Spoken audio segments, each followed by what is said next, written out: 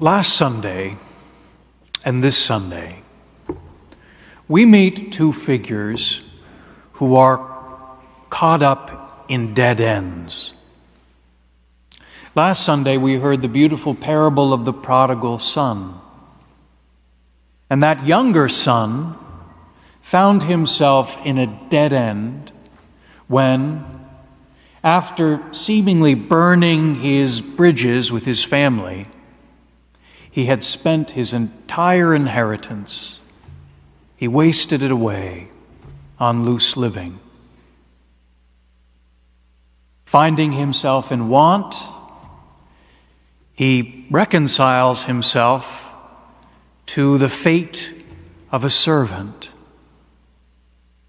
He's caught. He seemingly has nowhere to go. Today, we meet the woman caught in adultery. And this woman is literally encircled by her accusers, a crowd that desires to condemn and stone her. She is in a dead end with seemingly no way out. The message of last week's readings and this week's is clear. That when we find ourselves in a dead end, we are not alone. Our imagining of the situation is not the final word. Jesus is with us. Jesus is at our side in that dead end. All of us, at some point in our lives, find ourselves in dead ends. Sometimes they are our own fault. They're the result of our own sin, selfishness, bad decisions. And when those sins and the lies and the shortcuts we've taken all pile up and they all fall upon us at once, we feel trapped. We feel like we don't have a future. We can see the crowds gathering, at least in our head, condemning us, ruining our reputation.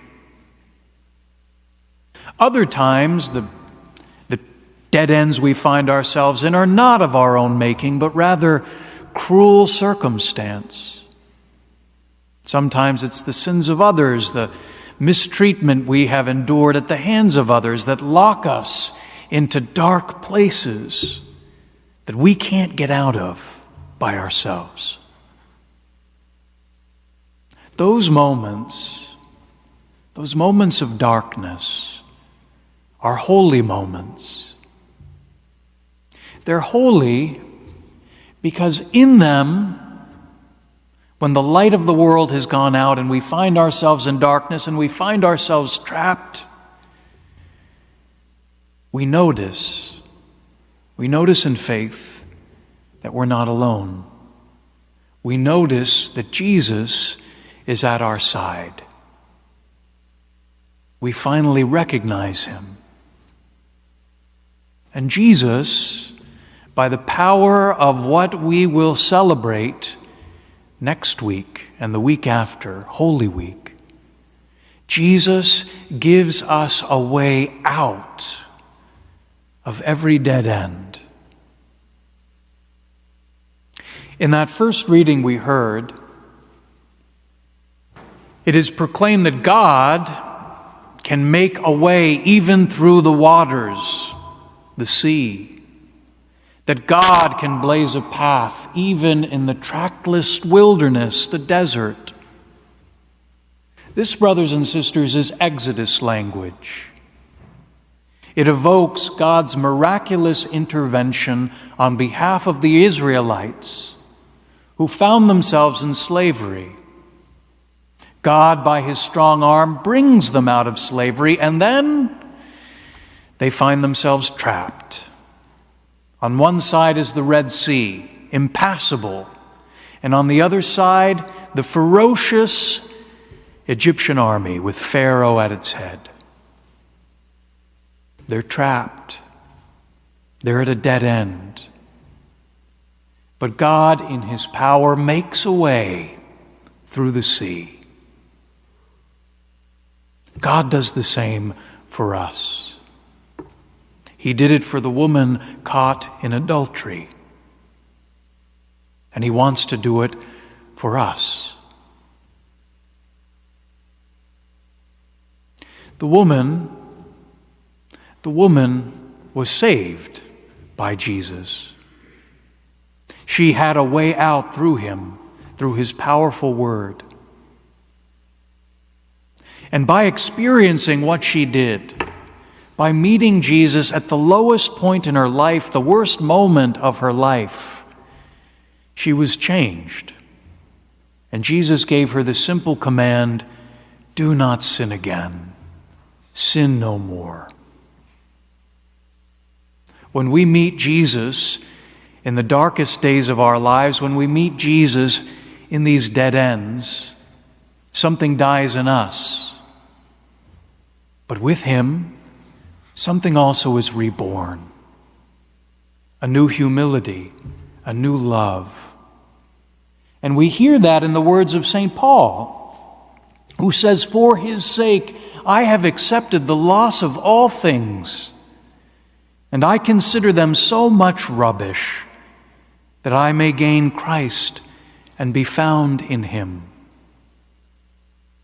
After that cruel crowd went away, St. John tells us that the woman caught in adultery found herself alone with Jesus.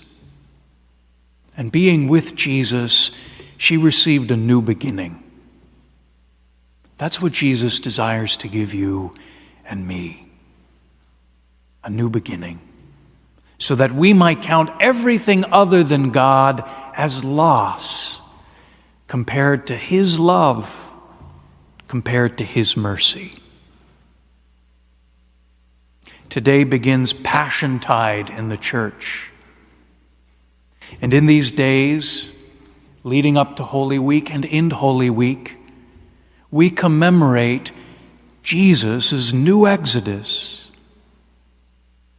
Jesus leading us out of the ultimate dead end, death and sin, leading us out of those dark places and into a new beginning, into a new life that's worth giving up everything to taste and to know.